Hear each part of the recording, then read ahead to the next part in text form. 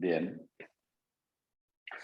Bueno, A mí la metáfora de... no me había quedado claro las formas de estabilización. ¿Quién habla? ¿Estás en cámara? Yo no No, veo. perdón, no Bueno, me anda. ok. Bien. Las formas de estabilización que plantea Lacan. Ajá. Bien.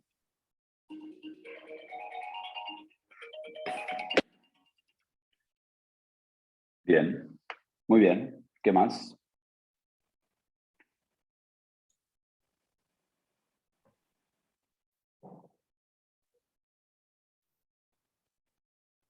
Profe, yo quería pedir si podíamos repasar lo de la carretera principal, toda la metáfora que plantea en cuestión del nombre del padre y los distintos caminos que puede tomar. Bien.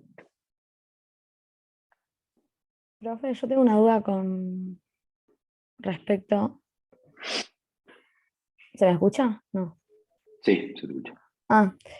Con respecto a los fenómenos elementales, no sé si Ujú. son solo el delirio y la alucinación o también hay otros más. Ujú. Bien.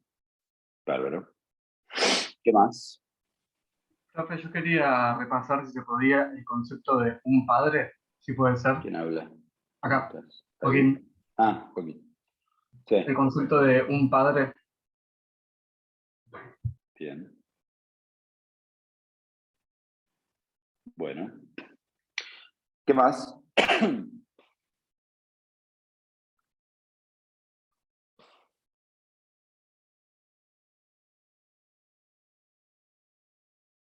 Los que están sin cámara, ¿tienen alguna pregunta más? Los que están sin cámara se podrían poner la cámara, sería muy lindo, pero más allá de eso, ¿tienen preguntas? Hola, profe. Yo sí tengo una Hola. pregunta. Quería saber si la melancolía para Freud es una psicosis. Y también las diferencias entre la melancolía y el duelo patológico.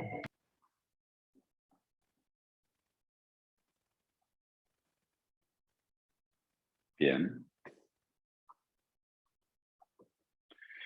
Bueno.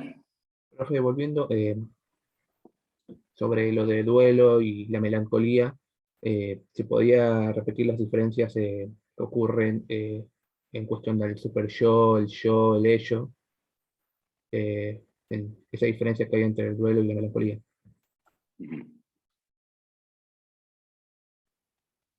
Bueno, muy bien. Hola, profe, buen día. No te entendí, ¿en qué parte? O sea, ¿qué cosa de duelo y melancolía? ¿Se podría volver a repetir? Eh, en la melancolía yo recuerdo que eh, el super yo, como tenía que desligar, había como un mecanismo que ocurría distinto entre el duelo y la melancolía que tenía que ver con el ello y el super yo y el yo. Ok, muy bien. Bueno, ¿quién más iba a preguntar? Yo, profe, buen día. Sí. Tengo una duda con respecto a la cadena rota que habla Lacan, puntualmente si la cadena rota, digamos, se mantiene en todo el fenómeno de la psicosis o si hay en algún momento alguna especie de encadenamiento de significante, por ejemplo, en el delirio. No me quedó claro eso. Bien. Ok. ¿Alguna más? Buen día. Mi Buen cámara día. también no sé, no me anda. Ahora Bueno. intenté ponerla, pero bueno, no se pudo todavía. Mi duda es sobre el texto de Sheckman de Síntoma y Symptom. A la Ujú. última parte, cuando habla de los nudos, de los tres registros, yo entiendo, por ejemplo, la forma de trébol que significa la paranoia, pero después cuando, por ejemplo, el registro de lo real queda fuera del nudo o cuando el registro de los simbólicos queda fuera, no entiendo bien qué significaría, ¿no? Ujú. Digamos, cuando el real está fuera y cuando el simbólico está fuera. Y después, una duda más es que de lo mismo, que no veo en el libro donde diga que lo imaginario queda fuera, pero eso también quería saber si, cómo se podría decir, porque el otro día la profe en la comisión dijo algo así como que en el parcial, en la viñeta, nos puede venir una pregunta que diga esto, ¿no? Que digamos en qué registro por ahí queda fuera del nudo. Ok, Y bueno, muy bien. planteé la duda. Bueno. Bueno, muy bien. Con todas estas preguntas,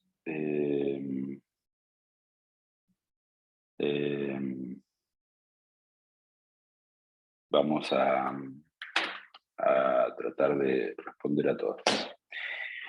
A ver, déjenme pensar a ver cómo sería el ordenamiento.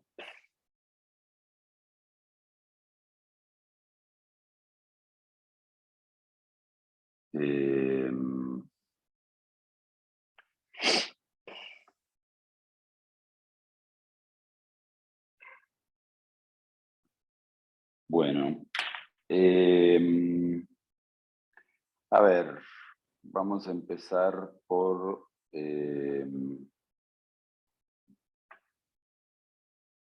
déjenme pensar un poco el camino, ¿sí? Antes de arrancar.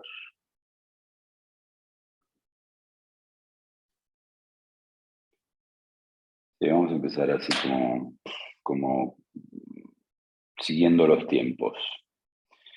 Las primeras preguntas, y los ubicamos en cuestión de la diacronía de la psicosis, porque más o menos lo que fueron preguntando está ligado a eso.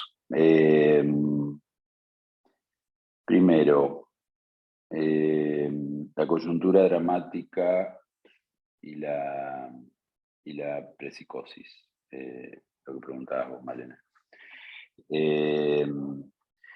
La coyuntura dramática se diferencia, lógicamente, son dos cosas, la coyuntura dramática y la prepsicosis,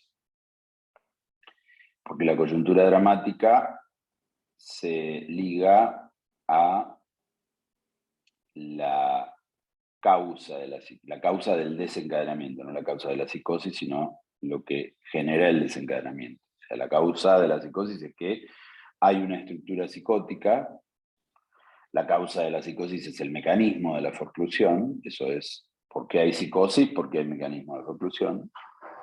Pero después, un sujeto puede tener una estructura psicótica y no desencadenarse, como vimos con Joyce. Bueno, para ubicar el desencadenamiento, cuando sí se desencadena, el punto es, Lacan dice, entrénense a buscar la coyuntura dramática. Entrénense a buscar la coyuntura dramática porque tiene que ver con, la coyuntura dramática va a explicar qué venía funcionando hasta ahora como el elemento que estabilizaba y qué dejó de funcionar. Y la coyuntura dramática es justamente lo que hizo que deje de funcionar. Es el cómo se rompió lo que venía funcionando. Y en ese cómo se rompió, es importante para la dirección de la cura después, ver que si se rompió, habría posibilidad de tratar de arreglarlo, pero tenemos que ver dónde se rompió. ¿Sí? O sea, es como se rompió el jarrón y le podemos poner poxipol, pero tenemos que saber cómo se rompió y dónde están los pedazos, y no nos tiene que faltar un pedazo para que lo podamos armar al jarrón. Si no sabemos dónde se rompió, si nos faltan algunos pedazos, entonces no lo vamos a poder armar. Entonces, la coyuntura dramática implica el punto de conflicto, por eso Lacan lo toma de la literatura, como les decía, la coyuntura dramática es en la literatura o no sé, en las películas, se ubica a ese punto de surgimiento del conflicto, que hace que la situación que se venía dando hasta acá se vuelva una paradoja sin aparente solución. Entonces, el conflicto implica que lo que se producía de identificación imaginaria a' ya no se puede dar más, ¿sí? Entonces preguntaban también, junto con esta pregunta, por el concepto de un padre. El concepto de un padre es el juego de palabras en Lacan entre lo impar, el ampère, y el ampère. Suenan igual, pero uno es impar y el otro es un padre. Lo impar es porque en el par a' de la identificación entre el yo y el semejante aparece un elemento tercero que justamente no es la terceridad del nombre del padre, sino que es un elemento tercero que no se simboliza, que es real, por eso se lo llama un padre en lo real. No se puede simbolizar porque en el llamado al nombre del padre, el nombre del padre no responde. Entonces, no sé, el ejemplo más fácil es el del adolescente de Catán. Bueno, que la chica le dé bola a él hace que él ya no se pueda identificar al amigo. Esa compensación que venía hasta el momento donde él se identificaba al amigo en toda ocasión, toda cosa nueva, cada vez que aparecía un cambio en la vida de ellos, él lo resolvía haciendo lo mismo que hacía el amigo. Bueno, el cambio que aparece es que aparece una chica, pero la chica le da bola a él, entonces él ya no puede hacer lo que hace el amigo. Entonces, ese es el tercer elemento, aparece lo femenino en juego, decíamos los significantes del otro que faltan, en este caso sexualidad femenina, aparece, y a ese elemento él no lo puede simbolizar. Y en ese elemento de lo que no puede simbolizar, lo ubicamos como un padre en lo real. No aparece el padre, aparece una chica, pero justamente que aparezca la chica produce el llamado vano al nombre del padre. Bueno, que aparezca la chica es cómo debo responder como hombre frente a una mujer. Llamado al nombre del padre, llamado al falo, y no responde ni el padre ni el falo.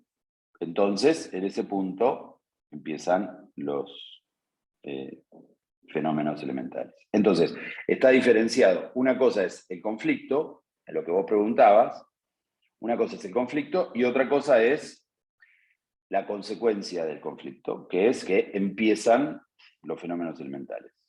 Empieza a aparecer el desencadenamiento.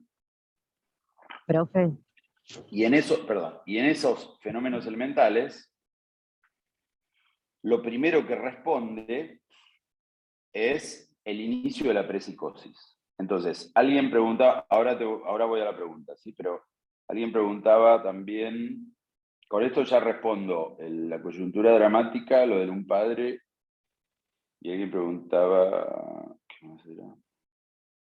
De los fenómenos elementales, si solo eran el delirio y la alucinación. No, justamente los fenómenos elementales de la prepsicosis no son delirio y alucinación. La prepsicosis está caracterizada porque no hay delirio y alucinación, sino que está presente el pequeño automatismo. O sea, todas las formas de presencia del S1 solo, cuando no está encadenado. Cuando aparece el S1 solo, aparece bajo la forma de la perplejidad y los fenómenos de franja. Fenómenos de franja, como los ruidos, los destellos en la pared, son modos de el significante solo. Y son modos del pequeño automatismo. Entonces, por ejemplo, cuando ustedes vieron el caso de la señora Bulldog, que en el caso de la señora Bulldog estuvo años sin que nadie se enterara que el tipo estaba paranoico, y lo que Kraepelin decía que era un surgimiento insidioso de la psicosis, quiere decir que durante muchos años él tuvo fenómenos elementales mínimos sin que se armara un delirio. En cierto momento, que no sabemos cuándo fue, en el caso de la señora Bulldog, en cierto momento ahí sí se empezó a armar todo el delirio de persecución de la señora Bulldog, etcétera, etcétera. Pero durante bastante tiempo él tenía fenómenos elementales mínimos sin presencia de la psicosis. Solo había prepsicosis. Cuando hay prepsicosis tenemos eso, fenómeno de franja y perplejidad. Entonces, hay dos bisagras. La bisagra entre la compensación imaginaria y la prepsicosis, que es el un padre. Y la bisagra entre la prepsicosis y la psicosis, que es la iniciativa del otro. ¿Sí? Esos son los dos momentos de pasaje de un tiempo al otro. ¿Qué iban a preguntar? Sí, yo le iba a preguntar, profe. Sí. Entonces, ¿está bien, por ejemplo, para entenderlo un poco mejor, decir que un padre viene a romper la compensación imaginaria? Exacto. Viene a romper Y, la compensación entre A y A'.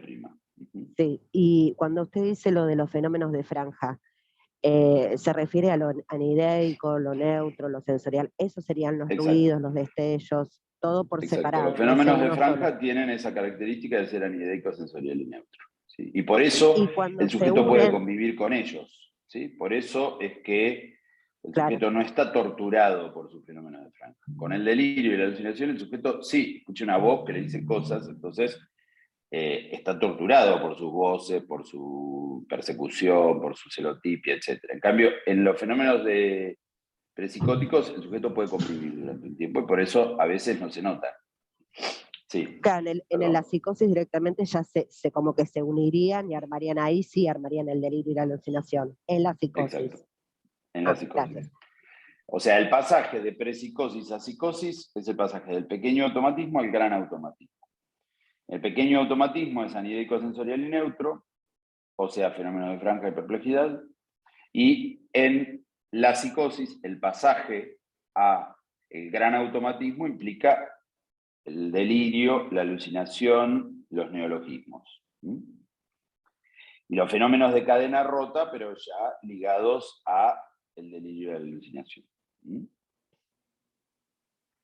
Profe, entonces Sí. en Schreber, por ejemplo, en la primera enfermedad, o sea, ya habría, digamos, un desencadenamiento, pero se queda, digamos, en la prepsicosis, ¿o no? Claro, la primera enfermedad muestra bien la prepsicosis. Se trata de fenómenos que no fueron delirantes, fenómenos que fueron solamente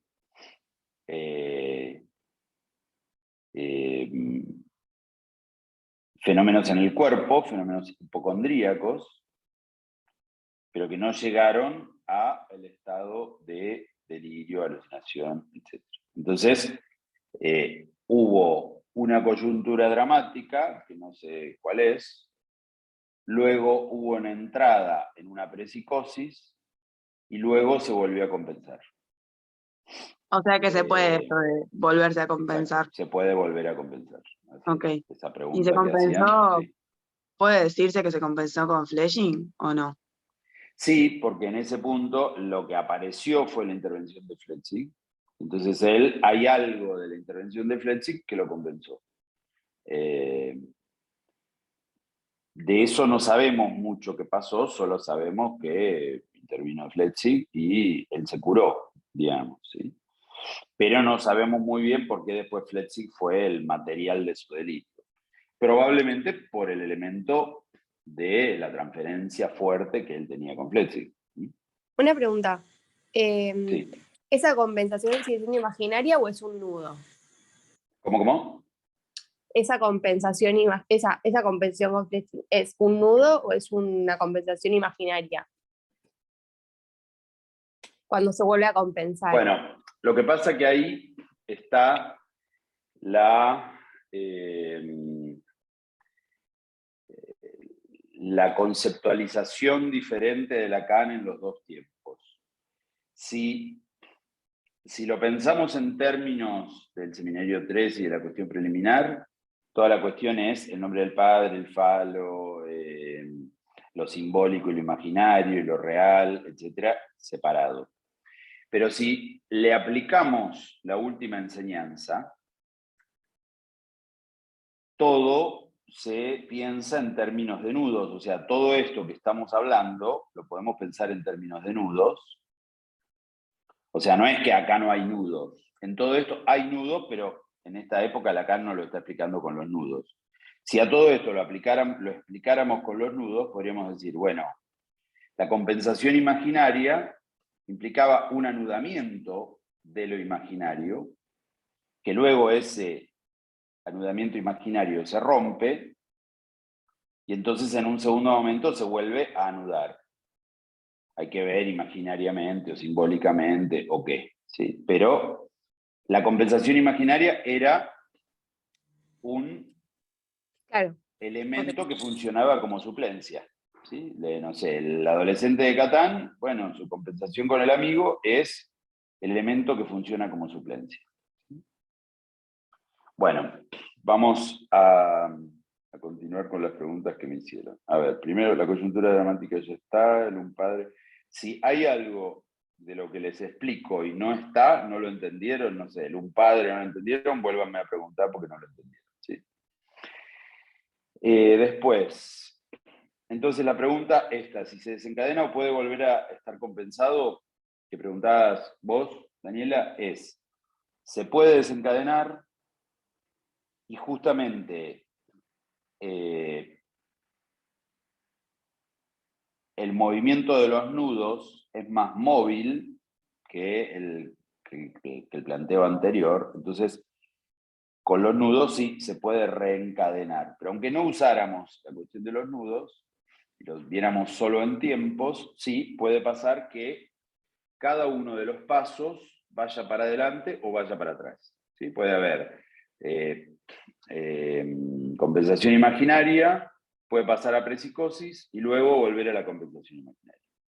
O compensación imaginaria, prepsicosis, entrada en la psicosis y después volver a la prepsicosis y quedar solo en estado de el pequeño automatismo sin delirio y sin alucinación. O del pequeño automatismo puede volver a la compensación imaginaria, etc. ¿Sí? O Pero puede para hacer que los se 4 vayan- pasos y estabilizarse después del delirio. ¿Sí? Distintas posibilidades. ¿Qué decías? Para que se vayan dando, digamos, la primera vez como que una es condición de la otra, ¿o no? O sea, siempre hay coyuntura dramática, siempre hay prepsicosis, siempre hay, si se llegó efectivamente a la psicosis. Sí, siempre hay, en el sentido de que son pasos lógicos. Esto es importante. Justamente, siempre que Lacan habla de tiempos lógicos, quiere decir que de A se pasa a B, de B se pasa a C, de C se pasa a D. Y después puede haber vuelta, pero el tiempo lógico implica que el tiempo lógico siempre tiene que estar, no se puede pasar de A a D, ¿sí? Por Claro, eso tiempos lógicos, porque es como si fuera un cálculo matemático. Por eso Lacan dice, no son tiempos cronológicos, cuando habla, no sé, del niño, no sé, los 3 tiempos del Edipo, no es que los 3 tiempos del Edipo se producen a tal edad. Freud decía, no sé, la etapa oral es a tal edad, al año, hasta los 2 años del niño. Bueno, Lacan dice, no es tiempos evolutivos, no es tiempos cronológicos, pero sí tiempos lógicos quiere decir que tiene que haber un antecedente y un consecuente. Y ese consecuente es un antecedente del nuevo consecuente. Entonces es A, B, C, D. No hay no hay de A paso a D, sino que pasa lógicamente uno al otro. Porque justamente se tiene que dar como condición, por ejemplo, para que haya compensación imaginaria, tiene que haber la condición de una forclusión inicialmente. Para que haya pasaje a la prepsicosis, tiene que haber aparecido un padre, no puede pasar a la prepsicosis sin un padre. Para que haya delirio y alucinación, tiene que haber habido un encuentro con el agujero de la perplejidad y una forma mínima del S1. Lo que sí pasa, y esto es importante en cuanto a los tiempos lógicos, es que un tiempo lógico puede durar muy poco y ser invisible. ¿Sí? O sea, puede aparecer de pronto un delirio armado. Por ejemplo, cuando hablábamos en el primer conjunto de las psicosis pasionales, ¿sí? del delirio de reivindicación, por ejemplo. A partir de, aparecía una certeza de un daño y desde ahí se instalaba un delirio. Entonces, bueno, ¿qué pasó antes? ¿Dónde estuvo la prepsicosis? Y por ahí la prepsicosis duró 1 minuto, y de la del un padre se pasó muy rápidamente hacia el delirio ya armado, ¿sí? O sea que la prepsicosis como tiempo lógico es muy breve. Y se pasa a... La prepsicosis es muy breve y se pasa directo a la psicosis. ¿Ok? Bueno. Con esto ya hemos respondido varias. La cadena rota, o si hay encadenamiento significante en el delirio. La cadena rota justamente es la presencia del S1 solo, ¿sí? Es el significante no encadenado. Entonces, hay fenómenos de cadena rota en todo el tiempo, en los dos pasos, en la prepsicosis y la psicosis, porque justamente el S1, cuando hablamos del S1 sin encadenar, nos estamos refiriendo al significante en lo real. El significante en lo real, o S1, es lo que retorna de lo forfluido. Entonces, tenemos fenómenos de cadena rota. En la prepsicosis, bajo la forma de lo anideico, neutro y asensorial, ¿sí? El pequeño automatismo, que está en los fenómenos de franja y en la perplejidad misma. Eso es el S1 solo o significante en lo real solo. ¿Por qué es importante decir S1 solo o significante en lo real? Porque el significante en lo real es lo que retornó de lo forfluido. Es como si fuera el significante que retorna de lo reprimido en la neurosis. Es como ubicar una forma, como si esto fuera una neurosis, sería una formación del inconsciente. Sería un sueño, sería un síntoma, sería un lapsus, ¿sí? Porque sería un significante que retorna de lo reprimido. Bueno, acá, el significante en lo real es el significante que retorna de lo forfluido. Y por eso es importante poder ubicar el S1 solo, o significante en lo real, que es los fenómenos de cadena rota. En la prepsicosis son todos fenómenos de cadena rota, ¿sí? Tanto la perplejidad como los fenómenos de franja son fenómenos de cadena rota porque es el significante en lo real solo. Esto es lo anideico, sensorial y neutro. En la psicosis, ese significante en lo real se encadena y arma el delirio y la alucinación. ¿Se acuerdan que habíamos dicho que era como esto que dice Freud en Pérdida de Realidad en Neurosis y Psicosis, que la libido se quita de los objetos, se produce el fin del mundo, eso sería la prepsicosis, y luego la libido vuelve a los objetos, a las personas y cosas del mundo exterior, pero dice Freud, ahora bajo modo delirante. O sea, ¿esto qué quiere decir? Que la cadena primero se cortó, se produjo la cadena rota, el S1 solo, y luego la cadena se volvió a armar, pero bajo forma de alucinación y delirio. O sea, cuando tenemos un delirio, Flechsig me persigue, ya eso es una cadena significante. Flechsig, los enfermeros, Dios, el Dios de adelante, el Dios de atrás, etc., son todas cadenas significantes. Ya no es el significante en lo real solo, sino que el significante en lo real ha avanzado hacia meterse en toda la cadena. Y eso implica meterse en toda la realidad simbólico-imaginaria del sujeto.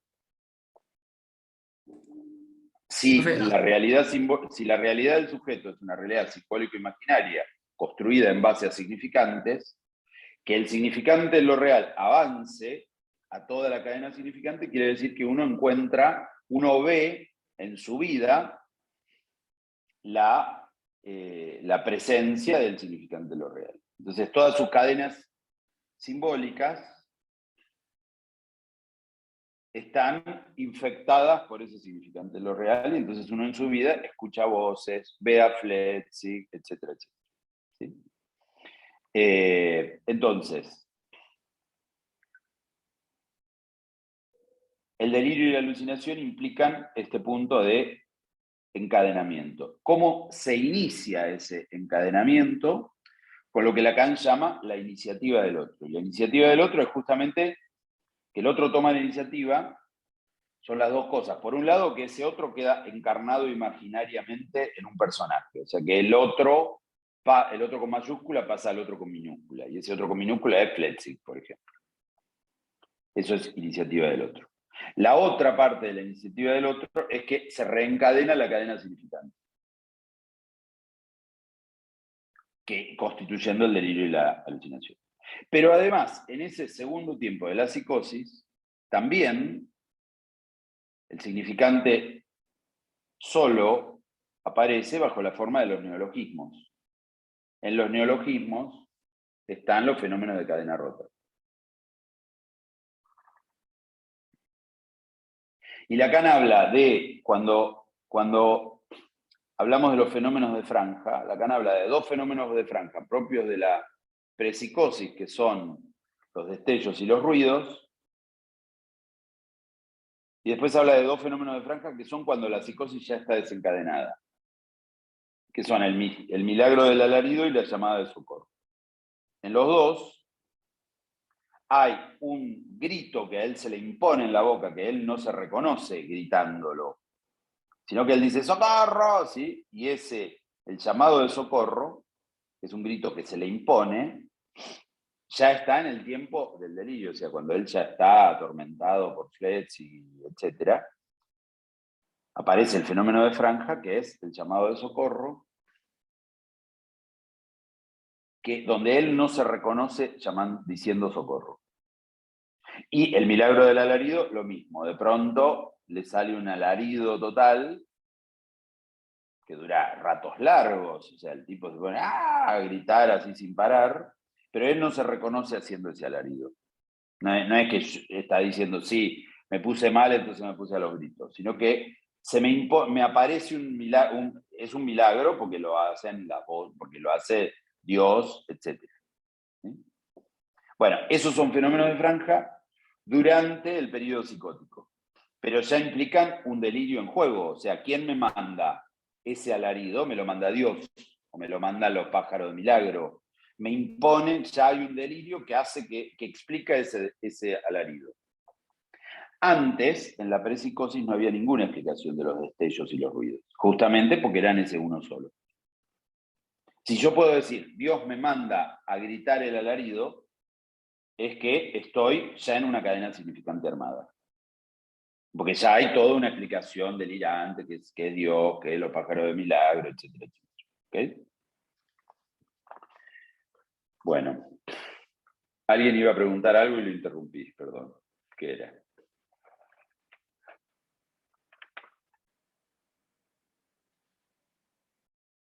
Parece que lo interrumpí bastante y lo callé, perdón. No, profe, Bueno, no. Yo era en un momento que iba a decir que en este encadenamiento, ya de forma delirante, eso es lo que permite la significación de significaciones. O no necesariamente.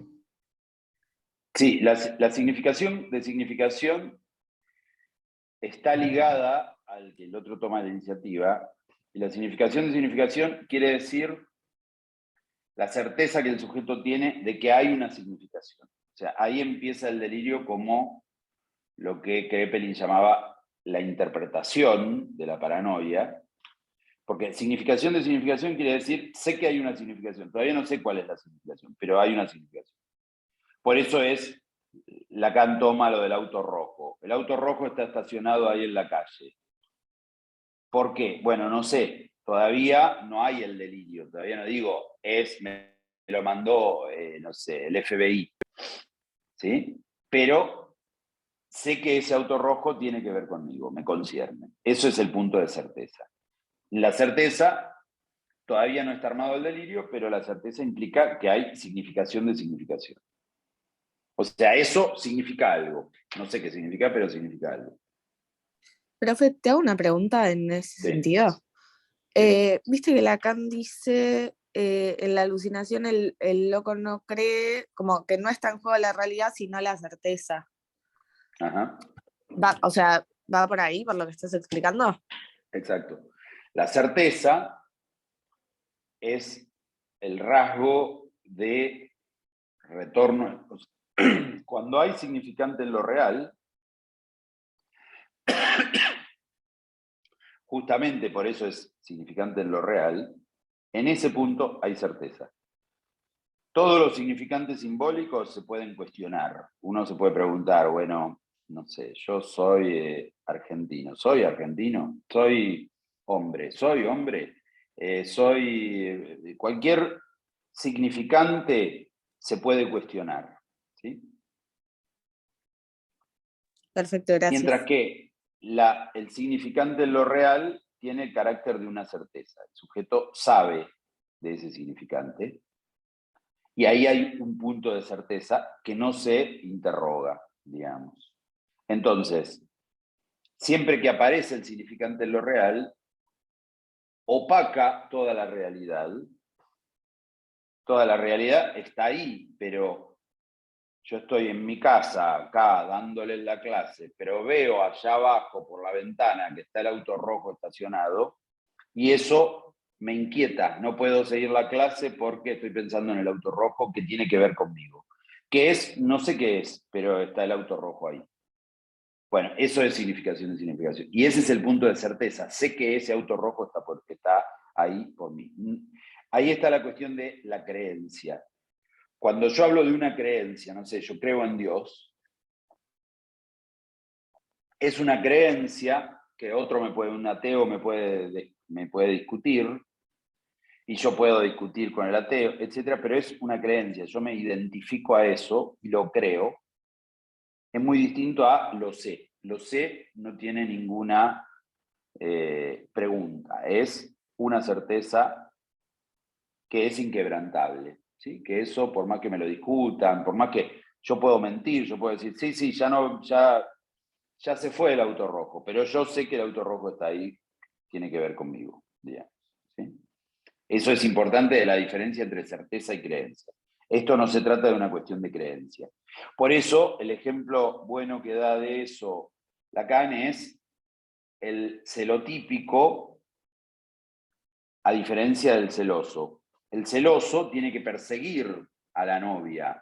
Y Lacan da el ejemplo gracioso del celoso que persigue a la novia hasta entrar al telo, digamos, y escuchar a la novia en el telo con el otro tipo. Porque todo el tiempo estuvo dudando pero ¿será que está con el tipo o será que son amigos? ¿Será que se metieron en el auto? ¿Será que tienen onda o será que no? Y entonces lo va persiguiendo porque tiene que tener la prueba última. Incluso cuando se metieron en la habitación en el telo, se sigue preguntando, ¿pero será que van a coger o será que van a charlar? Bueno, en ese punto de lo que no queda totalmente verificado es que justamente falta una certeza.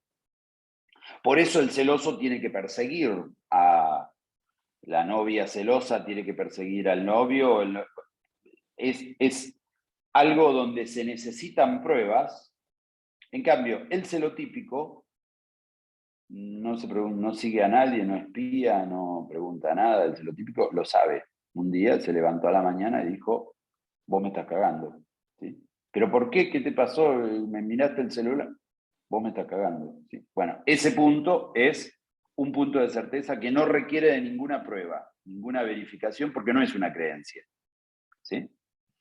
¿Se entiende este punto? Bueno, continúo con las preguntas que me hicieron.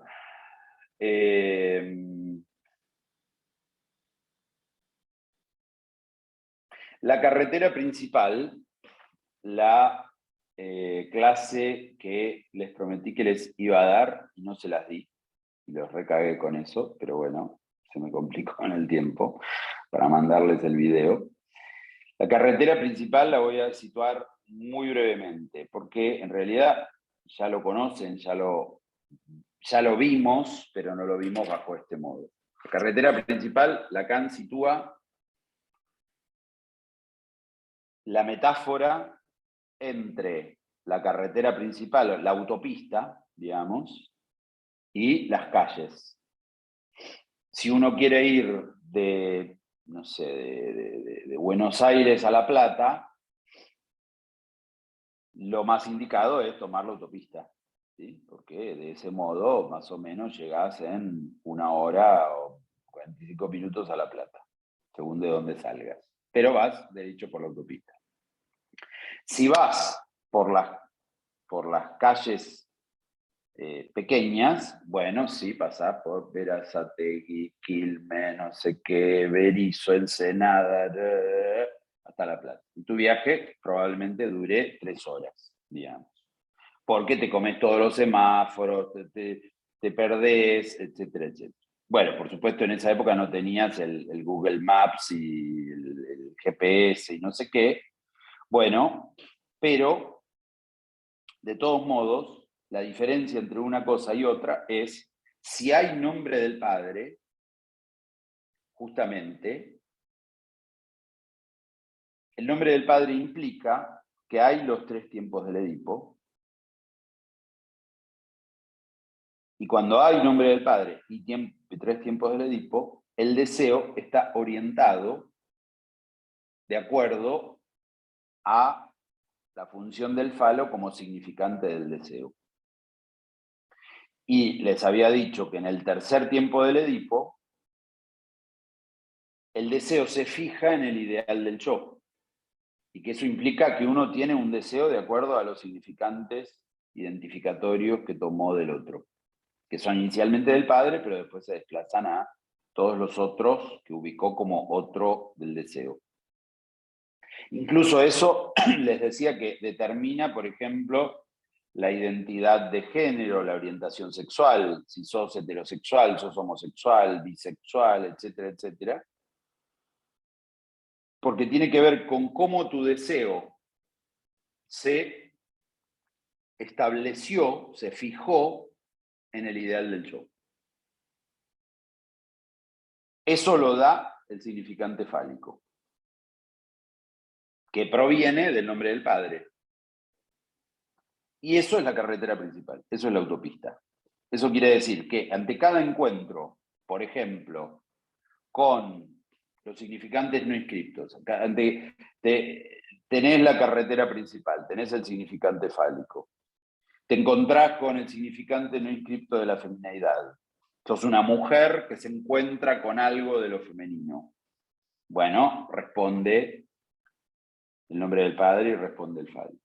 Te encontrás con el significante de la muerte. Se muere alguien y determina eso lo que podría ser la presencia de un padre si no tuviera la carretera principal. Bueno, responde el nombre del padre y el falo. Te encontrás con la procreación, quedás embarazada y tu novio se raja y no te da más bola y te deja en bolas y no sabés qué hacer y no sabés si tenerlo, si no tenerlo, si abortarlo, si esto... momento de gran angustia, momento de etcétera, bueno, responde el nombre del padre y responde el falo. Bueno, en ese punto,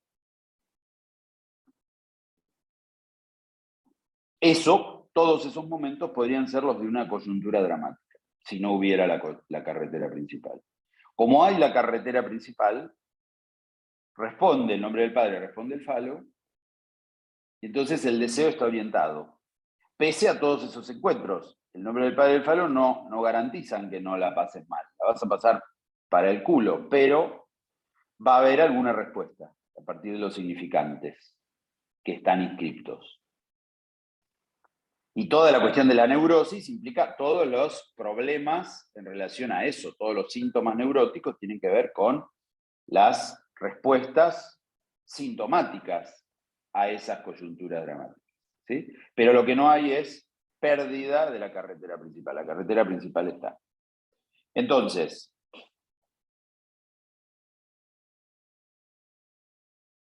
cuando no hay nombre del padre y falo en la psicosis, el sujeto está determinado a seguir las calles alternativas, porque no está la autopista. Entonces, el sujeto se tiene que ir guiando, en la época nuevamente que no había GPS, se tiene que ir guiando por los cartelitos. Y en esos cartelitos, Lacan dice, bueno, las vías posibles de guiarse están dadas por los pequeños cartelitos que pueden constituir esos significantes en lo real. Son los significantes en lo real que le dicen al sujeto cómo funcionar. Y eso pueden ser las alucinaciones, por ejemplo, las voces que le dicen cómo funcionar. Eso es la pregunta de la carretera principal.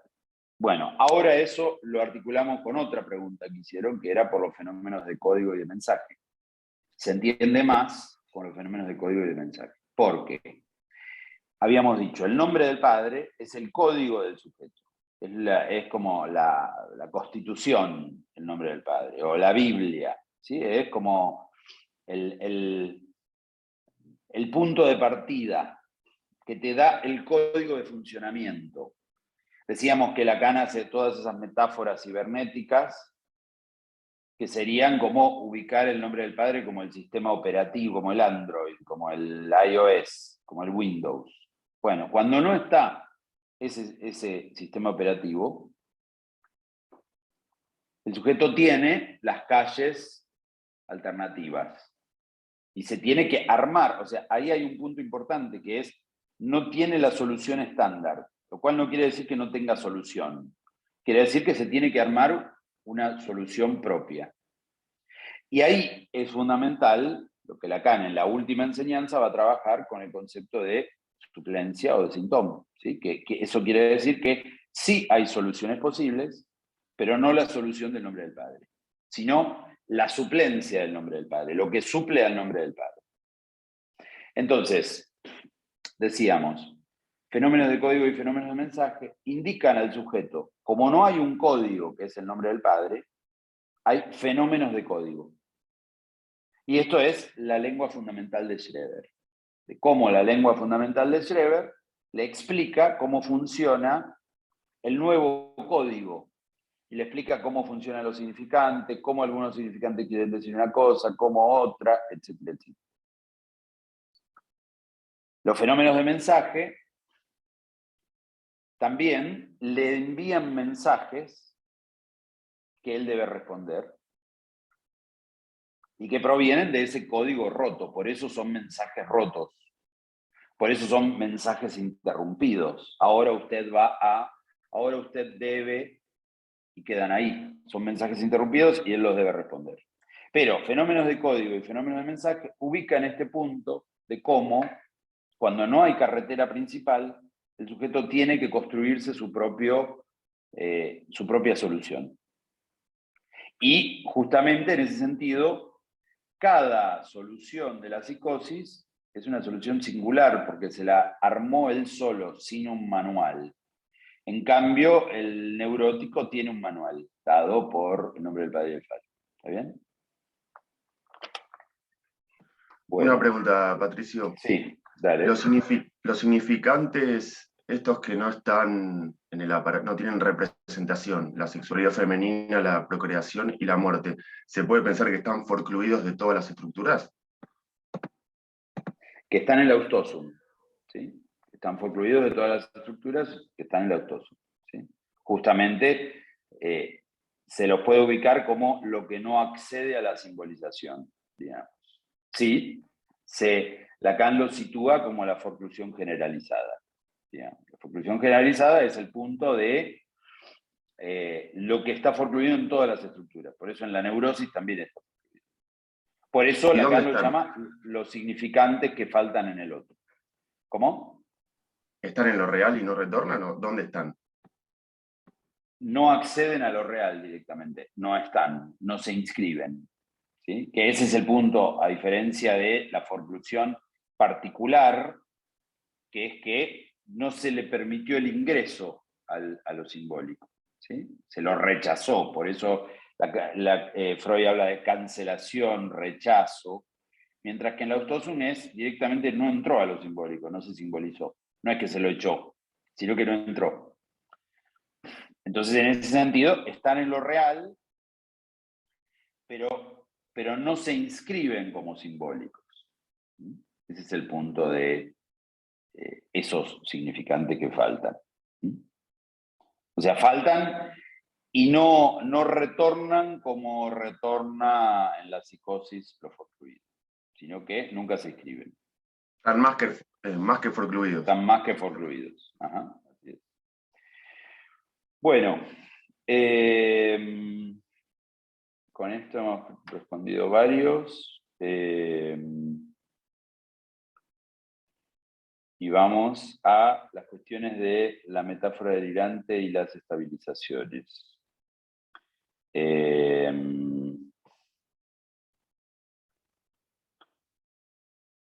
La metáfora delirante, Lacan la ubica como, esto es importante porque es una confusión que se produce muchas veces en relación a la cuestión del delirio y la metáfora delirante. Cuando ubicábamos que se pasa en la prepsicosis del pequeño automatismo, ¿sí? Y tenemos el S1 solo. Se pasa por la iniciativa del otro a la psicosis. Y ahí tenemos la cadena significante, delirante o alucinatoria. O sea que el S1 solo o el significante de lo real se combina con los S2, con las cadenas significantes. Cuando se producen esas cadenas significantes, se produce el delirio. Pero eso no es igual a la metáfora delirante. El delirio es una cadena significante que avanza y que puede avanzar al infinito. Y tenemos en Schreber cómo sus cadenas significantes son muchísimas. Se escribe todo un libro de cadenas significantes. No es que es una cosa, bueno, soy una mujer en el momento del acoplamiento y punto. Sino que a partir de eso empieza un montón de cadenas significantes que avanzan sin parar. El delirio o la alucinación pueden ser constantes, incesantes y se pueden infinitizar. Y ahí se produce una desregulación del goce que no tiene fin, que no tiene punto de capitón, que no se detiene. La diferencia entre el tercer tiempo de la psicosis y el cuarto tiempo de la estabilización es que ese delirio o esa alucinación, o esos múltiples delirios y alucinaciones, toman una forma de metáfora, es decir, que ponen un punto al delirio y a la alucinación. Bueno, ese punto, esa metáfora delirante en Schreber, es ser la mujer de Dios. Quiere decir que todas sus cadenas significantes terminan en que él es la mujer de Dios. Y todo se explica, todo lo que le pasa a los pájaros de milagro, Dios, el sol, esto, lo otro, las voces que escucha, etcétera, todo se explica porque él es la mujer de Dios. Entonces esta metáfora toma la forma de un punto de capitón, cierra las cadenas significantes. Las cadenas significantes terminan todas en un mismo punto que es ser la mujer de Dios. Y eso estabiliza al sujeto. Entonces, la metáfora delirante tiene la función de suplir a la metáfora paterna. Como no hay carretera principal, su nueva carretera principal es ser la mujer de Dios. Y con ser la mujer de Dios, eso le ordena todo su mundo. Y de hecho, Schreber puede pedir su externación del asilo, en una época en la que no había medicación, no había antipsicóticos, no había nada. Y él seguía delirando, pero ordenadamente podía convivir con la gente, podía tener una vida normal, porque había una metáfora delirante. Entonces, la metáfora delirante funciona como un punto de capitón, supliendo a la metáfora paterna. No hay metáfora paterna, pero funciona como una carretera principal propia. Y en ese sentido se produce una estabilización. Ahora, y esto es importante, Lacan, en la primera enseñanza, en la cuestión preliminar, ubica solo esa forma de estabilización. ¿Sí? La única forma de estabilización de la que Lacan hablaba era, bueno, pasados los tres tiempos, compensación imaginaria, prepsicosis, psicosis, pasamos al cuarto tiempo, quizás en muchos casos no se llegaba a ese cuarto tiempo, quizás el psicótico quedaba en el tercer momento de la psicosis, pero quizás se llega en algunos casos al cuarto momento, que es la estabilización propia de la metáfora delirante. Entonces Lacan lo que hablaba es, la estabilización es producto de que con el delirio se arma una estabilización. Pero ahí es importante distinguir, no es lo mismo el delirio que la metáfora delirante. Muchas veces lo confunden en el parcial y dicen, bueno, de la prepsicosis se pasa a la estabilización. No, al revés. Cuando se pasa a la psicosis, el paciente está recontra loco. El momento loco de la psicosis es el momento del delirio. Si a eso le llamamos estabilización, estamos locos nosotros, ¿sí? O sea, el punto es, justamente, ese es el momento más florido, donde alucina, delira, etc. No es el momento que se está estabilizando, es el momento donde el tipo puede, no sé, hacer cualquier cosa, tirarse por la ventana, matar a alguien, puede pasar cualquier cosa, porque es el momento donde más desencadenado está, no es el momento estabilizador. El cuarto momento es cuando se detiene ese delirio en el momento de la estabilización, porque algo le funciona como metáfora delirante. Ahora, la diferencia, ahí la pregunta que hacían sobre la metáfora delirante, y la diferencia, y después hicieron la pregunta de las formas de estabilización. La diferencia con la última enseñanza es que Lacan sitúa que, como habla de las suplencias del nombre del Padre, no solo hay una carretera principal que sería la metáfora delirante, sino que hay otras posibles carreteras principales. Y entonces, la metáfora delirante de Schreber es una metáfora delirante simbólica, o sea, él llega a la frase la mujer de Dios como cadena significante que funciona como punto de capitón de todas las otras. Mientras que los otros modos de estabilización implican que algún elemento de cualquiera de los tres registros puede funcionar como estabilizador. O sea, puede haber una estabilización imaginaria, puede haber una estabilización simbólica o puede haber una estabilización real. Y pueden haber elementos tomados de lo imaginario, por ejemplo, la compensación imaginaria del adolescente de Catán era una estabilización imaginaria. Lo que pasa es que todavía no había producido todo el delirio. Pero podría producirse que el cuarto momento, después de que ya se produjo todo el delirio, vuelva a ser una compensación imaginaria, no una metáfora delirante, no ser la mujer de Dios, sino volver a identificarse a alguien, a la mujer, por ejemplo. Y con identificarse a la mujer, se estabiliza el sujeto. O puede ser una identificación, o puede ser una estabilización simbólica, como la mujer de Dios, o ser, no sé, yo soy un religioso de la iglesia de los santos de los últimos, no sé qué, ¿sí? Entonces, con esa identificación, soy tal cosa, soy músico, soy el compositor de no sé qué, un paciente que teníamos que era gracioso porque era el capo del cosmos, un paciente en el Borda, el capo del cosmos porque él hacía música con los ruidos de la música del espacio. Entonces él era el que dominaba todo el cosmos porque era el capo del cosmos. Bueno, eso le funcionaba como una metáfora delirante. Ser el capo del cosmos anudaba los tres registros para él, a partir de la composición musical. Bueno, y ese era un modo de anudar. O pueden ser elementos tomados de lo real también. Por ejemplo, un goce. Por ejemplo, el goce con una droga puede ser, digamos, algo que le funciona como un estabilizador. O un síntoma anoréxico o algo por el estilo que le funcione como estabilizador. Entonces, ahí lo importante de esto es, la metáfora delirante es una de las suplencias posibles. Pueden haber muchas otras suplencias. En la primera época, la metáfora delirante era la única forma de estabilización. En la última época de Lacan, ahora hay muchas formas de estabilización, entre las cuales está la metáfora delirante. ¿Ok?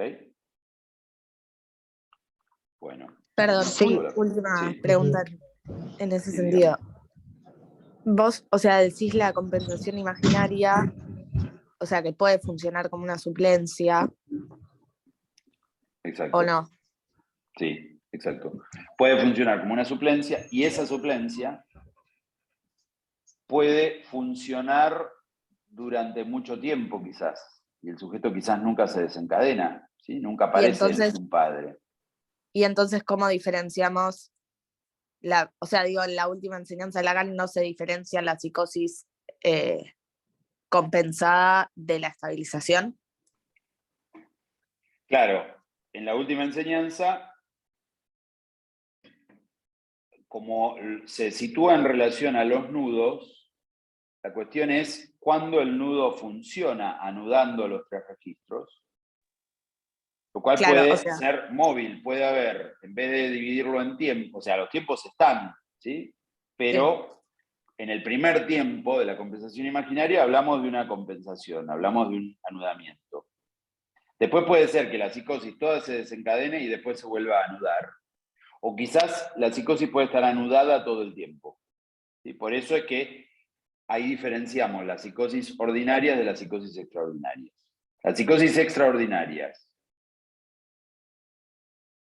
que son las psicosis clásicas, pasan por el tiempo 2 y el tiempo 3. O sea, hay un tiempo 1 compensado, 2 y 3 descompensado, 4 compensado. ¿Sí? Las psicosis ordinarias son el tiempo 1 compensado todo el tiempo.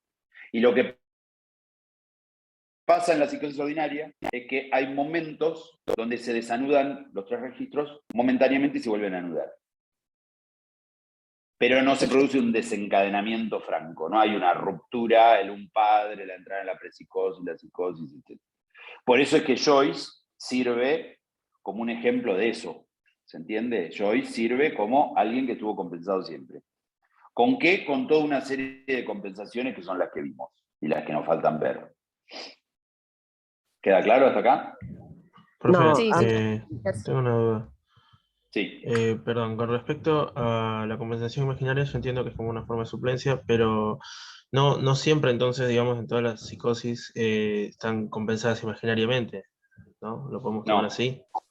Las psicosis pueden estar compensadas a partir de la última enseñanza de varios modos, no solo imaginariamente, sino simbólicamente, realmente. Claro. Etc. Ah, ok, pero eso todavía no lo La vimos. compensación ¿No? imaginaria era, en la primera enseñanza, la manera en que Sí, lo tenía. Así como, es como decir, bueno, lo que Lacan había ubicado en esa investigación, primero era la compensación imaginaria previa. Y después la compensación simbólica final con la metáfora delirante. Esos eran los elementos que teníamos hasta ahí. Era solo compensación imaginaria y solo metáfora delirante. Bueno, a partir de utilizar los 3 registros, pueden haber en el tiempo 1 compensaciones imaginarias, simbólicas o reales y estabilizaciones en el cuarto tiempo imaginarias, simbólicas o reales. ¿Ok? sí. Gracias. O sea que la cuestión del anudamiento amplía las posibilidades de anudamientos posibles en el primer tiempo, en el cuarto tiempo o en el único tiempo si hablamos de la psicosis ordinaria. Profe, Bueno, sí. perdón, porque no me termina de quedar claro y yo fui la que le pregunté sobre la metáfora delirante. Sí.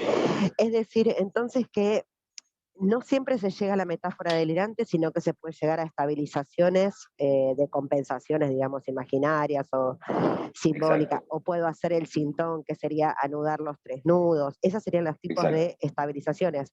Ahora, sí me queda claro en el caso de Schroeder, pero en otro caso, por ejemplo, cualquier otro caso, ¿cómo me doy cuenta? Porque yo lo entendí como que la metáfora delirante va a ser cuando en criollo, ¿no? Porque usted me lo está diciendo como medio en formas de palabras técnicas, que está perfecto, pero si lo tengo que poner un ejemplo, sería cuando se amiga con ese delirio, como que lo puede entender que esto, bueno, esto me pasa a mí, lo voy a tener acá así reservado, no se lo cuento a todo el mundo. Eso para mí era la metáfora delirante, estoy equivocadísima. No es que se amiga con el delirio, porque que se amigue con el delirio implicaría que hay una conciencia de enfermedad que no necesariamente esté en todos los casos, sino que simbólicamente la metáfora delirante implica que se produce un punto de capitón, es como que todas las cadenas significantes, en vez de seguirse expandiendo al infinito, van todas dirigidas a ese punto. No es que sea amiga, sino que funciona, algo le funciona como carretera principal. Algo lo orienta al sujeto. Sí. Es muy distinto a que se amigue, porque se amigue es, bueno, lo reconozco, bueno, todo bien, me lo banco. Me banco que, no sé, soy la mujer de Dios. No, no es que me banco ser la mujer de Dios, sino que todo mi mundo se ordena porque ahora entiendo que yo soy la mujer de Dios. Claro, Entonces, todo lo que haga lo voy a hacer en función de que soy la mujer de Dios y esa es mi nueva carretera principal. O sea que funciona como un punto de capitón, ¿sí? Como lo que cierra todas las cadenas significantes. Porque había un caso, creo que si no me equivoco es el caso de Nicanor, en donde como que dice, bueno, en lo que me pasa, como nadie lo va a entender, me lo reservo, lo abro solo acá en terapia con el analista y no se lo cuento a más nadie porque van a pensar que estoy loco. Para mí eso era la metáfora también delirante, entonces eso no es metáfora delirante. No, o sea, a partir de eso, y de hecho Schreber dice, bueno, pide su externación, porque dice, yo puedo convivir con los hombres, aunque sé que siguen siendo hombres hechos a la ligera, son hombres de verdad, puedo seguir conviviendo con la humanidad porque soy la mujer de Dios, entonces puedo convivir, puedo funcionar, puedo... Y acá este paciente también, bueno, dice, no necesito contarle a los demás, explicarlo, etcétera, solo lo puedo reservar al análisis porque estoy orientado, porque tengo una carretera principal. ¿Sí? Pero eso sería como una consecuencia. Puedo no contarlo porque ya estoy orientado, entonces no necesito estar hablándolo con todo el mundo y decirlo, y etc. ¿Sí? ¿Se entiende esto? Claro. Bueno, muy bien. Eso también. Sí. O sea que no hablarlo, etcétera, es una consecuencia, pero lo fundamental es, tengo mi carretera principal. En este caso, mi carretera principal es una carretera principal simbólica, pero podría ser una carretera principal imaginaria o real o lo que sea. ¿Sí? Y tampoco el sujeto lo sabe, no es que dice, ahora tengo mi carretera, simplemente se ordenó, simplemente se estabilizó, no te explica todo eso, por ahí ni sabe explicar qué le pasa, simplemente de pronto se estabilizó y está pacificado, digamos. ¿Sí? Que no sé, hemos visto otros casos, el que se opera la nariz, bueno, se operó la nariz y a partir de ahí se calmó. Y la operación de la nariz no fue bueno, ahora me amigué o ahora entendí o lo que sea, sino que algo le corrigió su imaginario y a partir de ahí está orientado. Bueno, entonces,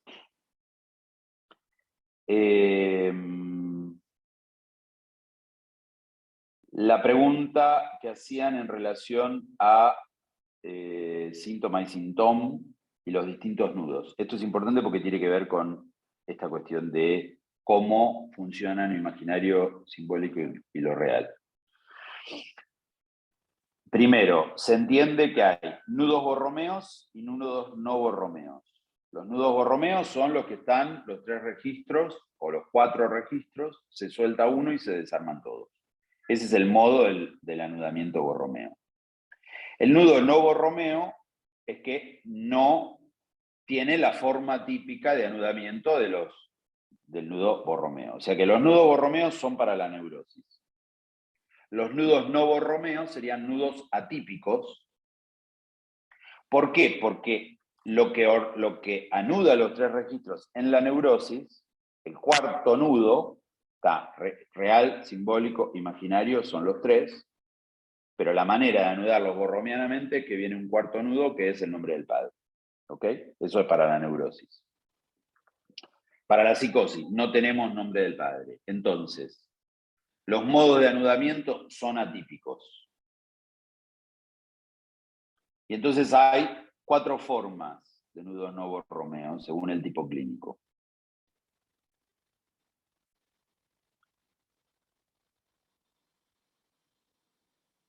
Lo que determina las formas es cuál es el registro que queda afuera.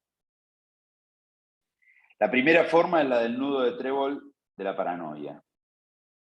En esa forma, a diferencia del nudo borromeo, donde los 3 están separados y el cuarto los une, que es el nombre del padre, el nudo paranoico es el nudo de trébol porque lo imaginario, lo real y lo simbólico están confundidos, están entrelazados. Lo real se vuelve imaginario, lo imaginario se vuelve simbólico, y es como si fuera un solo hilo en vez de ser 3 hilos. ¿Se entiende? Ese es el nudo del trébol de la paranoia. Entonces ahí no hay uno que esté afuera, sino que están los 3 entrelazados. Primer modo del anudamiento. Segundo modo del anudamiento, el modo esquizofrénico. En el modo esquizofrénico, lo simbólico y lo real están interpenetrados y lo imaginario queda fuera. Por eso es que se producen todos los fenómenos del cuerpo en la esquizofrenia, porque el cuerpo se suelta, el cuerpo se va. Entonces aparecen todos los modos de la fragmentación corporal de la esquizofrenia. Ese es el primer modo. Entonces, si lo dibujáramos simbólico y real juntos, imaginario afuera. ¿Ok? Psicosis maníaco-depresiva. Lo imaginario y lo real están juntos y lo simbólico queda afuera. ¿Ok? Entonces ahí tenemos la paranoia, la esquizofrenia y la psicosis maníaco-depresiva. La cuarta forma es la parafrenia, que acá no la trabajamos mucho, pero tómenla como dato. En la cuarta forma, lo simbólico y lo imaginario están interpenetrados y lo real queda por fuera. Disculpe, ¿puede repetir lo que pasa en la paranoia? Paranoia, los 3 nudos quedan en continuidad, los 3 registros quedan en continuidad. Imaginario, simbólico y real quedan en continuidad y no pueden ser aislados, diferenciados. En las otras 3 formas, 2 quedan interpenetrados y 1 queda fuera. La forma esquizofrénica es simbólico y real juntos, imaginario afuera. La melancólica es imaginario y real juntos y simbólico queda fuera. Y la parafrenia es imaginario y simbólico quedan juntos y real queda fuera. Entonces, la cuestión es, ¿cuál es el elemento que va a funcionar como lo que anuda cuando uno se va afuera? Por eso decimos que son novorromeos, ¿sí? Porque justamente no son la modalidad típica donde cuando uno aparece, cuando uno se desarma, se desarman todos, sino que acá uno se desarma y los otros 2 quedan juntos. ¿Está bien? Entonces, el punto fundamental ahí es cuál va a ser el elemento que va a funcionar como suplencia o como síntoma, porque va a ser el elemento que va a suplir al nombre del padre. Como no hay el cuarto nudo del nombre del padre que los anuda borromianamente, hay un cuarto nudo que los anuda no borromianamente. Bueno, en Joyce, ese cuarto nudo es el ego, que es un elemento que tiene elementos simbólicos e imaginarios que lo anuda. Y en la clase pudimos ver cómo la mujer funcionaba, la relación con Nora funcionaba como parte de la suplencia imaginaria, cómo su pequeño delirio de grandeza, que es el artista adolescente, el que va a tener a los 300 años de estudiantes estudiando alrededor de él, el que va a transformar la lengua irlandesa, el que va a crear la conciencia ignorada de su raza, etcétera, etcétera, es su suplencia simbólica. Podríamos decir, bueno, es bastante parecido a ser la mujer de Dios. Sin embargo, él no delira, no tiene el delirio de ser la mujer de Dios. No, su realidad no se altera. Él dice, yo soy un grosso y soy el capo de la literatura. y no es un delirante. Nadie podría decir, es más, todo el mundo podría decir, sí, tiene razón, si es un grosso, y si es el gran escritor irlandés, etcétera, etcétera. Entonces, no es un delirio. Justamente supliendo el delirio simbólico. Y el tercer elemento que no llegamos a trabajar es su escritura, es como el trabajo que él hace con su escritura anuda lo que podrían ser las voces. A eso no llegamos, pero es lo que él llama las epifanías. Las epifanías son momentos de iluminación que él tiene cuando escucha alguna conversación en la calle.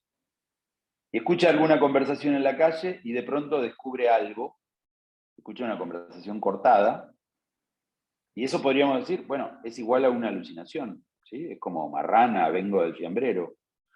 Él pasa y escucha, no sé, dos viejas hablando, pasa al lado de las viejas, y esa frase le produce un momento de iluminación. Eso es una epifanía. Bueno, y lo que hace Joyce con esos momentos de epifanía es escribir esa frase cortada de la conversación entre las viejas que escuchó dentro de su literatura. Entonces también es un modo de trabajo con la escritura que impide la aparición de las voces. Bueno, eso es la escritura en Joyce, la escritura como modo de suplencia del nombre del Padre. Entonces tenemos la escritura de las epifanías, la relación con Nora, la escritura que produce su pequeño delirio de grandeza. Y entonces, alrededor de él como escritor, se arma todo su mundo. Él no es la mujer de Dios, él es el artista. Entonces, la escritura funciona como lo que organiza la relación con Nora, como lo que organiza su pequeño delirio de grandeza y como lo que organiza su relación a las epifanías. La escritura funciona como lo que arma todo eso. Y concluyo con el cuarto elemento que no terminé de trabajar en esa clase de Joyce, que es la escena de la paliza.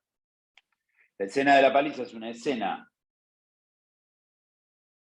en la adolescencia, en la cual fue el momento más cercano a un desencadenamiento, y el momento más cercano a la presencia de un padre en lo real, que es que él estaba en la secundaria con sus amigos, con los amigos que quería, y de pronto se produce toda una discusión en la clase con el profesor de literatura sobre un escritor, sobre Lord Byron. Entonces, a él le gustaba mucho Lord Byron y a los otros los aburría Lord Byron. Entonces él, que era medio olfa con el profesor, que era medio el que el profesor lo quería y lo distinguía adelante de los otros, porque él era como muy inteligente y sabía mucho de literatura. Entonces él se pone a defender que Lord Byron era el mejor escritor de Inglaterra y no sé qué, no sé cuánto, y los amigos de él dicen, no, si Lord Byron era un pelotudo, no sé qué, y se produce toda una discusión sobre Lord Byron. No es muy parecido a las discusiones que se producen hoy en la secundaria, pero era toda una discusión sobre Lord Byron. La cuestión es que salen de ahí los amigos bastante celosos por su relación con el profesor y porque el profesor lo veía como le ponía 10, etcétera, etcétera, y además el profesor le dio la razón, les había ganado con la discusión, etcétera, los amigos lo recontracagan a palos. Pero lo agarran con un alambre, había un alambre de púa, lo atan al alambre, le entran a dar, o sea, no era una pequeña, una cachetadita, sino que lo matan, digamos. Y en ese punto él sale de toda esa escena totalmente magullado por la golpiza y dolorido en su cuerpo, pero además humillado, o sea, en todo lo imaginario. El afecto de humillación y el dolor corporal. Y él cuenta en sus escritos cómo esa sensación de pronto se desprende completamente de él y él pierde toda sensación en el cuerpo, pierde el dolor del cuerpo y pierde todo sentimiento, no le importa más, se queda totalmente desafectivizado. Bueno, esto podría haber sido la entrada en la indiferencia esquizofrénica y la entrada en el desencadenamiento. Pero él se pone a escribir. Y esta escena la escribe, es una de las escenas del retrato del artista adolescente. Entonces, en este punto, esa desafectivización del cuerpo es justamente el momento donde lo imaginario se empieza a soltar. O sea, tenemos simbólico y real juntos, y lo imaginario se empieza a ir. Y él dice que sintió que el cuerpo se le desprendía como la cáscara de un fruto maduro, como cuando hay no sé, un durazno podrido y uno agarra la cáscara y se va todo el coso y uno se queda con la cáscara. Bueno, su cuerpo se desprende como la piel de un fruto maduro, pero ¿con qué lo resuelve? Con su carretera principal, que es la escritura. O sea, su suplencia en relación a la escritura es lo que Lacan describe como el ego corrector. El ego porque es un yo armado a partir de todas estas suplencias. Un yo que es base de ese delirio de grandeza, es esa certeza de que él sabe y de que él es el artista, y con esa certeza él avanza como su suplencia del nombre del Padre. O sea, la escritura le funciona como la suplencia del nombre del Padre. La escritura, que Lacan lo llama un ego corrector, porque está entre lo simbólico y lo imaginario. ¿Está bien? Entonces, la escritura organiza los 4 elementos. Organiza que no se le escape el cuerpo, que no se escape lo imaginario, en la escena de la paliza. O sea, la escritura impide el desencadenamiento. Lo que podría haber sido un padre, prepsicosis, psicosis, pum, se pone a escribir y no hay un padre, psicosis, prepsicosis, psicosis. ¿Sí? ¿Qué podría haber sido ese un padre? Que sus amigos, los amigos queridos, su banda de amigos, su lugar de pertenencia en el secundario, etcétera, etcétera, todo eso de pronto se transforman en sus enemigos que lo recagan a trompadas, y todo eso que funcionaba hasta el momento se desarma. Bueno, podría ser parecido a lo que le pasó al adolescente de Catán, ¿sí? Que no es que la chica le da bola, pero sí que los amigos rompen la especularidad con él. Bueno, en esa pérdida de la especularidad, él podría haber iniciado el proceso de un padre prepsicosis, psicosis. En vez de eso, se pone a escribir y la escritura funciona como suplencia del nombre del Padre. Y entonces no se desencadena. Primer elemento. Después, la escritura es lo que sostiene ser el artista adolescente y ser el pequeño delirio de grandeza, el ego. Después, la escritura es lo que ordena las epifanías y hace que no se conviertan en alucinaciones. Después, la escritura es lo que organiza su relación con su mujer. Y en los momentos donde puede aparecer un hijo, como vimos en la clase, donde ella queda embarazada, etc., él le escribe cartas y la escritura también organiza eso. ¿Ok? Bueno, la escritura organiza esas 4 cuestiones. Bueno, ¿y alguna pregunta más? Así terminamos. Con esto también respondí a esto. Así que... Yo, profe... a ver, lo de- espérame un segundo que quiero ver si respondí todo antes de una nueva pregunta. Profe, tenías en el chat unas preguntas también. Ahora las agarro.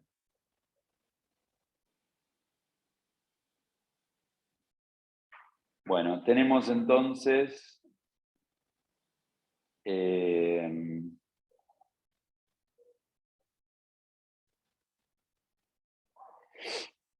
Bueno. Voy a tomar las preguntas del chat. Entonces en Joyce no tiene ningún registro suelto. ¿Por qué no se llega a desencadenar la psicosis? Esta es una pregunta. ¿Alguna más? Esta es la única que veo, ¿no? En el chat. Sí. ¿Ustedes ven alguna más? No. Bueno, esta es la respuesta, está dada en esto. Estructuralmente tiene el registro de lo imaginario suelto, porque lo podríamos ubicar como una esquizofrenia, porque lo simbólico y lo real están interpenetrados y lo imaginario está suelto.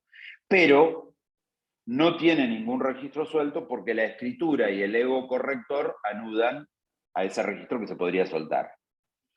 O sea, estructuralmente, como es una psicosis y no una neurosis, ese registro se podría soltar. Pero como tiene el cuarto nudo, o sea, tiene la suplencia del nombre del padre, o sea, tiene el síntoma, eso hace que no tenga ningún registro suelto. ¿Se entiende? Pero, justamente, al ser una psicosis por estructura, podría desarmarse eso. ¿Ok? Bueno, en Joy no se desarma, por eso es una psicosis ordinaria, porque se mantiene esa suplencia sostenida a lo largo de toda su vida. ¿Está bien? La escritura, en este caso, es el síntoma. La estructura, pero que Lacan lo llama el ego corrector. ¿Sí? O sea, es una escritura junto con el ego, pero el ego en el sentido de, este tiene un ego bárbaro, ¿sí? En el sentido de un imaginario reforzado por ese pequeño delirio de grandeza. ¿Ok? Bueno, entonces, con todo esto, ¿alguien iba a hacer una pregunta? Además. Sí, yo, profe, una pregunta. ¿Cómo era lo del el duelo y la melancolía? ¿Cómo se anudaban con el super yo y el yo, por ejemplo, la melancolía? Eso es lo que no me quedó claro. Lo que pasa que ahí tenemos un problema que habría que ver toda la clase de nuevo. Ah, ok. Lo digo muy, muy simplemente. La diferencia entre duelo y melancolía es, el duelo es momentáneo, la melancolía es estructural. Y la melancolía es causada por la formación del nombre del padre. Entonces, la melancolía es una psicosis. Preguntaban si la melancolía es una psicosis para Freud. Freud lo ubica en, justamente como Freud no tiene la diferencia en mecanismo, o sea, Lacan divide o represión o forclusión. Para Freud, la diferencia está dada por el punto de fijación. O es autoerótico o narcisista, o es del lado de la elección de objeto oral anal o fálico. Con todo esto que vimos muchas veces. ¿Sí? Bueno, la melancolía, Freud la ubica como una fijación narcisista y una fijación oral. Entonces la melancolía para Freud está en el medio entre neurosis y psicosis, y por eso él la llama las neurosis narcisistas a las melancolías, porque la ubica porque justamente no tiene la concepción estructuralista, no tiene la concepción del mecanismo, y por eso la ubica entre uno y otro. Por eso no es estrictamente una psicosis para Freud, es una psicosis para Lacan. Y la diferencia entre melancolía y duelo patológico está ubicada en estos tres elementos que ubicamos, que es el duelo está ligado a una pérdida. En el duelo patológico, además de la pérdida, se agrega el conflicto de ambivalencia, es decir, que el super yo castiga al yo. Y en la melancolía se agrega el conflicto de ambivalencia, es decir, que el super yo castiga al yo, más el punto de fijación. ¿Sí? Que es, como decíamos, narcisista en el narcisismo y en la etapa oral. O sea que ahí, ese largo cuadro que armamos, donde estaba el duelo como pérdida, el duelo patológico como pérdida y ambivalencia, y la melancolía como pérdida, ambivalencia y punto de fijación. ¿Sí? Eso sería la diferencia entre los tres. Bueno, entonces, con todo esto, lo que podemos ubicar, les digo, todas las cosas que vimos en nuestro repaso para que las tengan en cuenta. Pudimos ubicar, primero, a partir de la forclusión del nombre del padre, pudimos ubicar todas las consecuencias de la forclusión en relación a el pequeño automatismo y el gran automatismo, y las consecuencias en relación a todos los modos de retorno del significante en lo real. Después pudimos ubicar todo lo que hace a las etapas de la psicosis, incluyendo la entrada en la psicosis, el desencadenamiento, a partir de ubicar el un padre con su consecuencia de la prepsicosis, la iniciativa del otro con su consecuencia de la psicosis, y cómo ubicamos lo que Lacan ubica como inicio de la psicosis en el seminario 3, del lado de la entrada del pasaje de la compensación imaginaria a la prepsicosis, y lo que agrega en la cuestión preliminar, que es el un padre. ¿Sí? O sea, ahí está la diferencia entre el seminario 3 y la cuestión preliminar. En el seminario 3, él habla de las 4 etapas. El tiempo 0 de la forclusión, el tiempo de la compensación imaginaria, después se pasa a la prepsicosis y después se pasa a la psicosis. ¿Qué le agrega Lacan en la cuestión preliminar? El elemento del un padre como lo que determina el pasaje, y el elemento de la metáfora delirante como lo que determina el final, la estabilización. Esos son los dos agregados principales de la cuestión preliminar. Porque justamente Lacan está trabajando con el nombre del padre y el falo, que en el seminario 3 no lo hacía. Bueno, luego ubicamos todas las modificaciones que Lacan hace en el seminario 23. O sea, ahí tenemos la modificación del 3 a la cuestión preliminar y después de la cuestión preliminar al 23. Y en el 23 todas las formas del anudamiento y todos los modos de suplir no borromeanamente al nombre del padre en la psicosis. Entonces, las preguntas por las que pasamos fueron la coyuntura dramática, si se desencadena se puede volver a estar compensado, la metáfora delirante, las formas de estabilizaciones que la plantea Lacan, la carretera principal, los fenómenos elementales, delirantes, alucinatorios o no, la melancolía y el duelo patológico, los fenómenos de cadena rota y los distintos modos de anudamiento y de anudamiento de los distintos tipos clínicos. Bueno, con todo eso, más o menos, hemos podido situar el recorrido. Creo que algunas cosas las vimos un poco rápido, porque nos faltaron en las clases, por ejemplo, la carretera principal, pero más o menos el recorrido que hemos hecho es completo y ustedes ya pueden ir al parcial a partir de todo este trabajo. Obviamente tienen que estudiar, ¿no? Pero bueno, pueden ir al parcial más o menos provistos de varias herramientas. Una pregunta. Bueno, muy bien. Perdón, última. Los fenómenos elementales están en la prepsicosis y en la psicosis, ¿no? Entonces, igual, porque está el fenómeno de franja también en la psicosis, ¿no? Esos son, o sea, el concepto fenómeno elemental son todos los fenómenos de retorno del significante en lo real. Ok. Entonces, todos los fenómenos elementales incluyen los que están en el tiempo 2, los que están en el tiempo 3, etc. Venga, gracias. Eso es como el conjunto. Y lo último que preguntaron, que no contesté, son los shifters. ¿Qué era lo que no entendían de los shifters? Bueno, no sé, porque por ahí ya se fueron. El shifter es el elemento de la frase que determina el emisor, el receptor, el tiempo, el lugar. Son los elementos de la frase que dan la información agregada a la frase, digamos. ¿Sí? La frase puede ser cualquiera, pero los shifters son los que agregan la información del ordenamiento de la frase. Emisor, receptor, tiempo, lugar, etcétera, etcétera. En la alucinación, Lacan dice que tiene estructura de alusión, la alucinación tiene estructura de alusión porque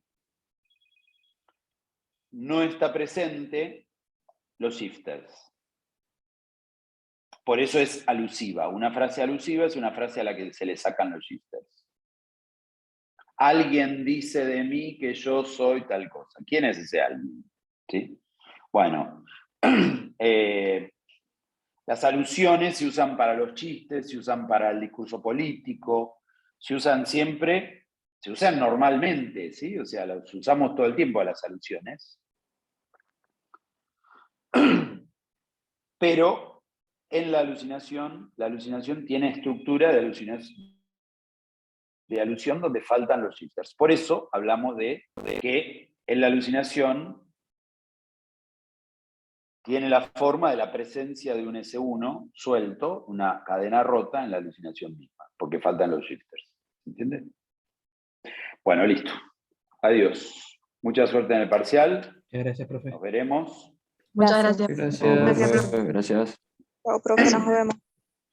Nos vemos. Hasta luego. Chau, chau.